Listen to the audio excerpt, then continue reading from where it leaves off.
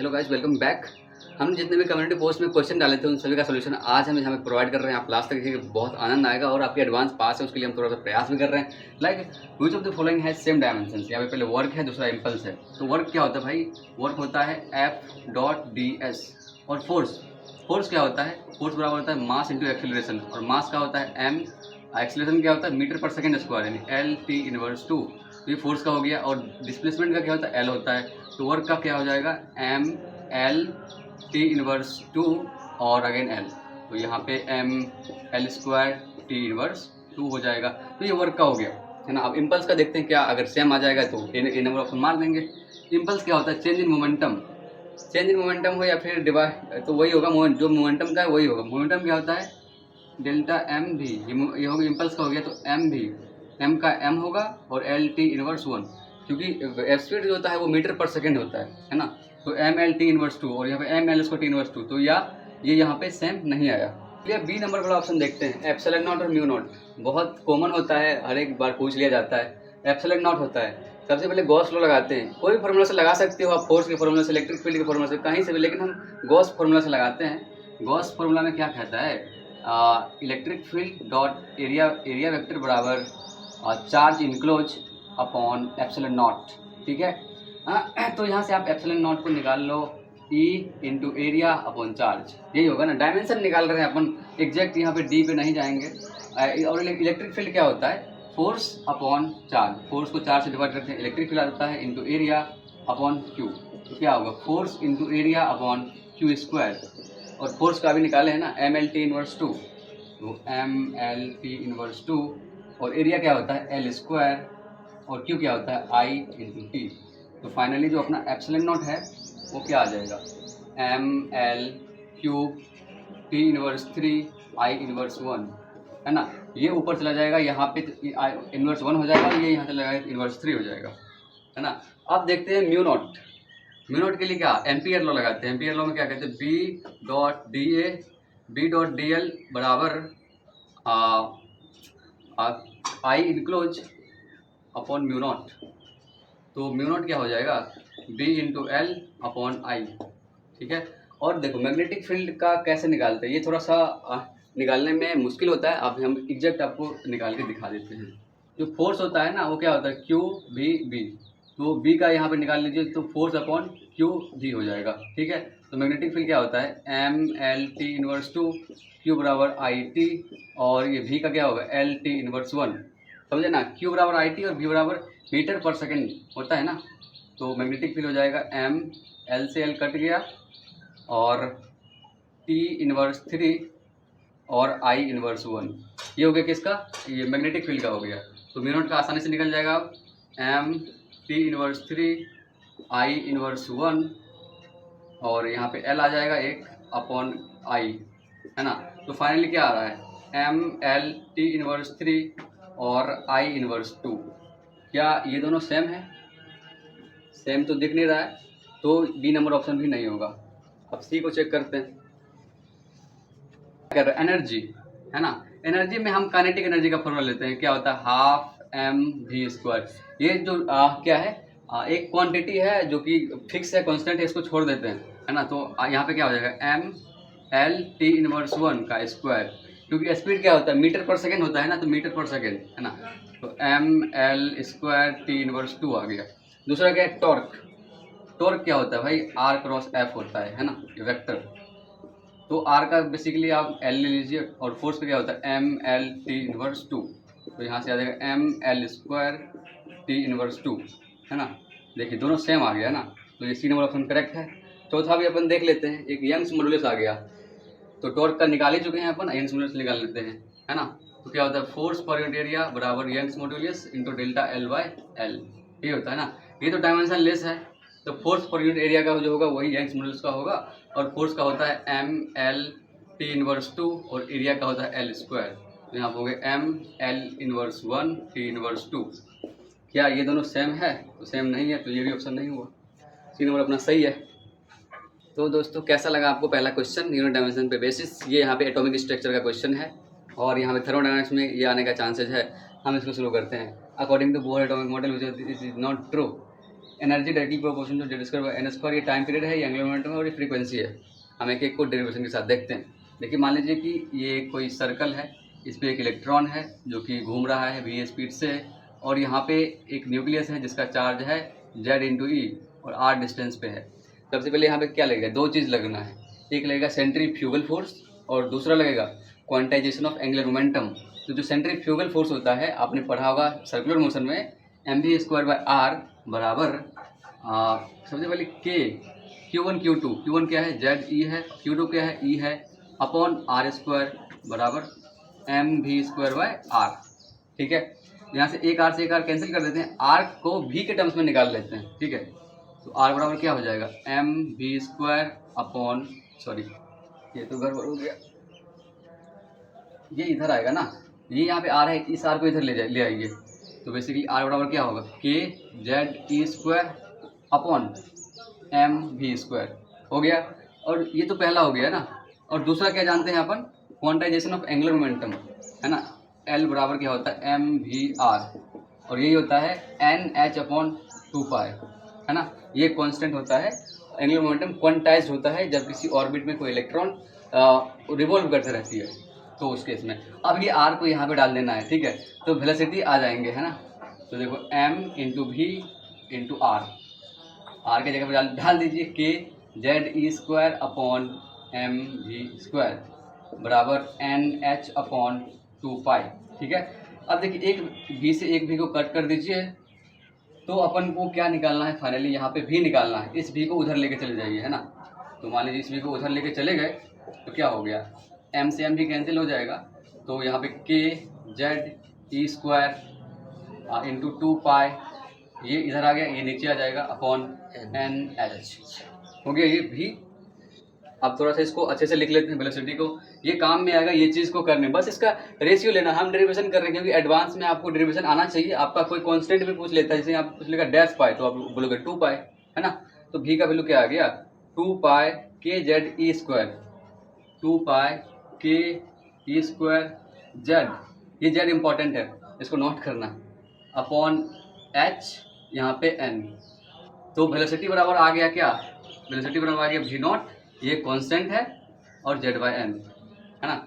और इसी को अब हम आर की जगह पे पुट, वी को है ना आर में पुट कर देते हैं, यहाँ पे वी है ना, यहाँ पे पुट कर देते तो आर का आ जाएगा, ये एक इम्पॉर्टेंट है, और आर हो जाएगा K Z E square upon M V naught का square Z square upon N square.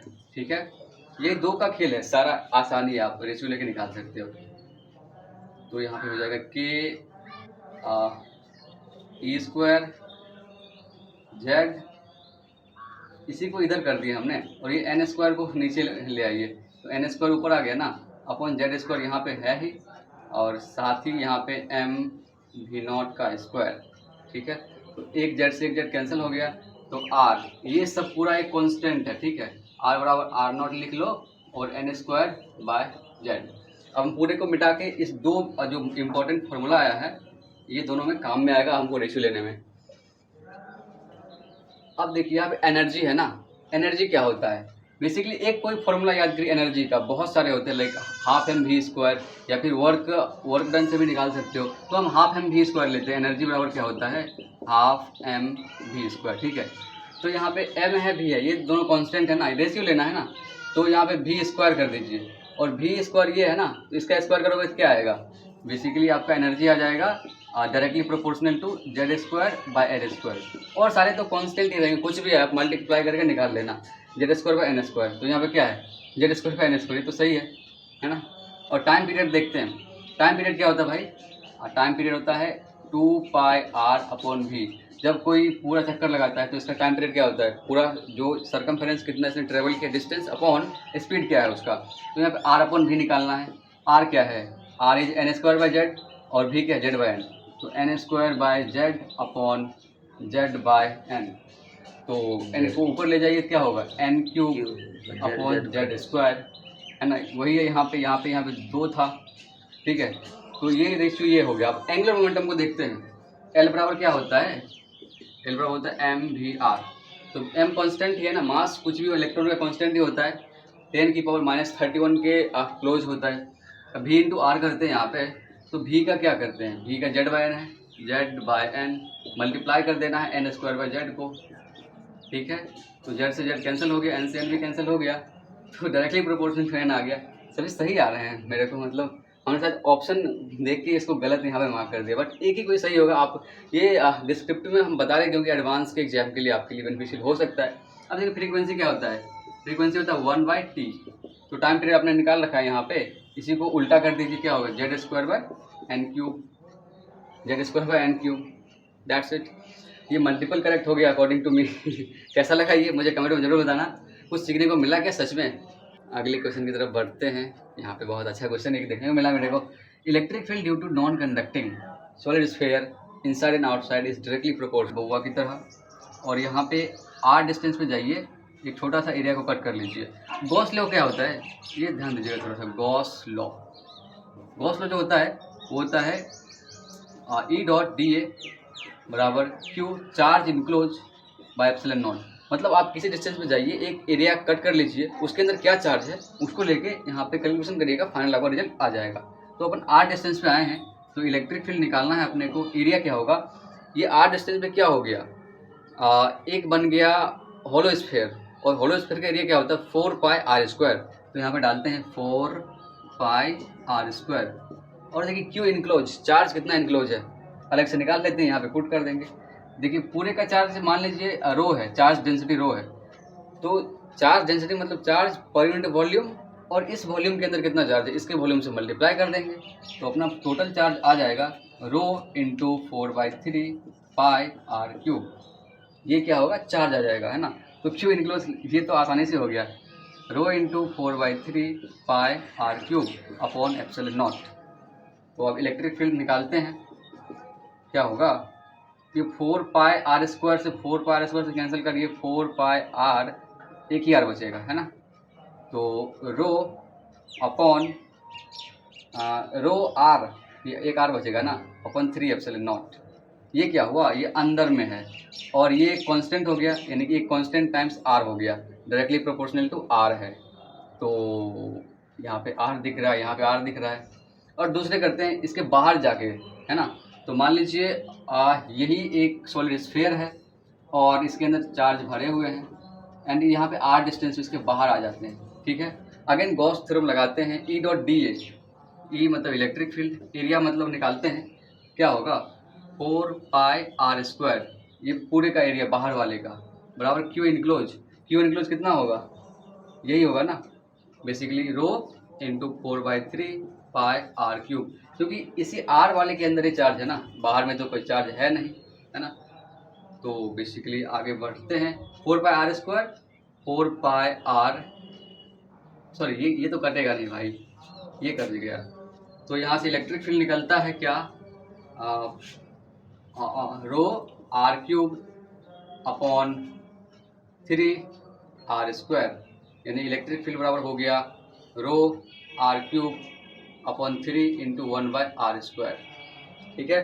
तो ये कांस्टेंट हो गया, और यहाँ पे आर स्क्वायर 1/r स्क्वायर, तो आर के और 1/r स्क्वायर के डायरेक्टली प्रोपोर्शनल है। अगर यहाँ पे इसका ग्राफ खींचा जाए तो कुछ ऐसा आ जाएगा, directly proportional to R and inversely proportional to 1/r square. ये पैराबोलिक होगा और ये स्ट्रेट लाइन होगा, किसका, इलेक्ट्रिक फील्ड और आर के वेरिएशन का।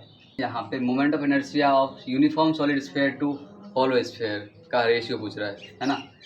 देखिए जो सॉलिड स्फीयर होता है ना, उसके मतलब सेंटर से अगर आप निकालोगे मोमेंट ऑफ इनर्शिया, तो वो बेसिकली होता है I = 2/5mr², है ना। ये अगर सॉलिड हो, पूरा मतलब भरा हुआ हो, इसका वॉल्यूम पे सारे पे मास डिस्ट्रीब्यूटेड हो, है ना, इसको बोलते हैं सॉलिड स्फीयर। और अगर ये हॉलो हो तो इसके अबाउट होता है मोमेंट ऑफ इनर्शिया हॉलो के लिए 2/3mr², 2/3mr², ठीक है। अब देखिए मोमेंट ऑफ इनर्शिया निकालने के लिए एक बेसिक फॉर्मूला का इस्तेमाल किया जाता है। मान लीजिए कहीं x डिस्टेंस पे निकाला जाए या फिर इसके सर्कमफेरेंस पे निकाला जाए, तो I अबाउट दैट एक्सिस, है ना, = I about centre of mass plus md²। ये बेसिक फार्मूला होता है। तो अपन सॉलिड स्फीयर के कॉर्नर के अबाउट निकालते हैं। यहाँ पे कॉर्नर लिखना हमने भूल गया था, अबाउट कॉर्नर निकालना है, ठीक है। तो बेसिकली क्या करेंगे, आई अबाउट एक्सिस बराबर आई सी एम क्या है 2/5 M R square, 2/5 M R square plus M D square क्या है एम आर स्क्वायर। तो आप आगे करोगे 5 2 7, 7/5 M R square. Same like that आप हॉलो के लिए भी निकाल सकते हो। आई हॉलो अबाउट एक्सिस बराबर आई सी एम है 2/3 M R square plus M D square क्या है एम आर स्क्वायर। डी यहाँ पे क्या है आर के इक्वल है ना, तो बेसिकली 5/3 एम आर स्क्वायर। अब दोनों का रेशियो ले लेते हैं, है ना। तो basically I solid I hollow बराबर 7/5 M R square upon 5/3 M R square. तो ये 3 ऊपर जाएंगे, ये 5 गुना हो जाएगा, क्या हो जाएगा 21/25, जो कि आपका आंसर है सी नंबर ऑप्शन। सारे अदर ऑप्शन गलत है। तो धीरे धीरे कदमों से अपन चौथे प्रश्न की तरफ बढ़ते हैं। यहाँ पे number of radial and angular node of 5f orbitals ये सारे ऑप्शंस हैं। सबसे पहले अपन जानते हैं नोड क्या होता है ना। NODE ये 4 शब्द का मतलब क्या, 4 अक्षर का शब्द है। इसका मतलब होता है वैसा जगह जहाँ पे कुछ मिले नहीं। लाइक इस संदर्भ में अगर बात करें ना, तो जहाँ पे probability of finding electron almost 0 के बराबर हो, उसको नोड बोलते हैं। नोड 2 प्रकार के होते हैं, एक होता है एंगुलर और एक होता है रेडियल, है ना। तो जो एंगुलर होता है वो किसी एंगल पे होता है, और जो रेडियल होता है किसी एक्सिस के अलग होता है। मतलब किसी एक्सिस के अलग अगर फाइंडिंग ऑफ इलेक्ट्रॉन 0 है ना, तो उसको बोलते हैं रेडियल नोड। और जो किसी एंगल पे अगर देखा जाए with respect to any axis, वहाँ पे अगर प्रोबेबिलिटी ऑफ फाइंडिंग इलेक्ट्रॉन 0 है तो उसको बोलेंगे एंगुलर नोड, है ना। देखिए, और यहाँ पे 5f ऑर्बिटल है। इसका मतलब हमने ये समझ लिया, ये समझ लिया, ये समझ लिया। अब ये 5f का मतलब क्या हुआ 5, क्योंकि पहला शब्द जो होता है ना वो बताता है प्रिंसिपल क्वांटम नंबर को, और दूसरा शब्द जो होता है वो बताता है L को, एजीमुथल क्वांटम नंबर को। तो यहाँ पे n बराबर क्या है 5 है। और L की बात करते हैं, अगर L बराबर या तो 0 हो, 1 हो, 2 हो, 3 हो। 0 मतलब होता है s ऑर्बिटल, 1 मतलब p, 2 मतलब होता है d, और 3 मतलब होता है f ऑर्बिटल, ठीक है। तो अपने पास f है ना, तो L का वैल्यू 3 है। अब देखिए 2 फॉर्मूले होते हैं, पहला होता है एंगुलर नोड के लिए, दूसरा होता है रेडियल नोड के लिए। जो अपना एंगुलर नोड होता है ना, एंगुलर नोड, उसके लिए उसकी संख्या प्राप्त करनी हो ना तो उसके लिए L लिखते हैं, ठीक है। और जो दूसरा होता है रेडियल नोड, उसकी जो संख्या प्राप्त करनी होती है ना, वो n में से प्रिंसिपल क्वांटम नंबर से एजीमुथल क्वांटम नंबर में घटा के 1 घटा देते हैं। तो इस संदर्भ में बात करते हैं तो L कितना है 3 है ना, L 3 हो गया। और n माइनस L, n कितना है 5 है, 5 - 3 - 1 बराबर 1। तो अपना आंसर क्या हो गया 3,1।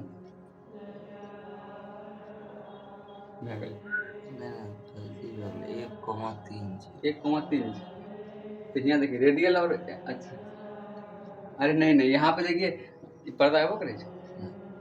अरे यहाँ पे क्या था ना, रेडियल कोमा एंगुलर था, अपन एंगुलर कोमा रेडियल प्राप्त किए। तो इसके अकॉर्डिंग अगर रेडियल और एंगुलर देखना है ना, रेडियल और एंगुलर, तो रेडियल कितना है 1 है, एंगुलर कितना है 3 है, ये हो जाएगा। ये भी ध्यान रखना होता है एग्जाम के अंदर। आप दैट्स ऑल फॉर टुडे। आप कमेंट में मुझे लिखिएगा कि आपको किस चैप्टर के ऊपर चाहिए क्वेश्चन कॉन्सेप्ट, या फिर क्या आपका वीक है, क्या स्ट्रॉन्ग एरिया है। हम उस पर वीडियो बनाएंगे जरूर। इस प्रकार के सेशन आते रहेंगे भविष्य में, और हर एक प्रकार के गाइडेंस, जोसा हो, सीसे हो, काउंसलिंग रिलेटेड, लाइफ रिलेटेड, हर कुछ इस चैनल के ऊपर मिलेगा आपको। और आपको इस वीडियो को देखने के लिए बहुत बहुत धन्यवाद। हम मिलते हैं अगले वीडियो में बहुत ही जल्द। Thank you, thanks for watching this video.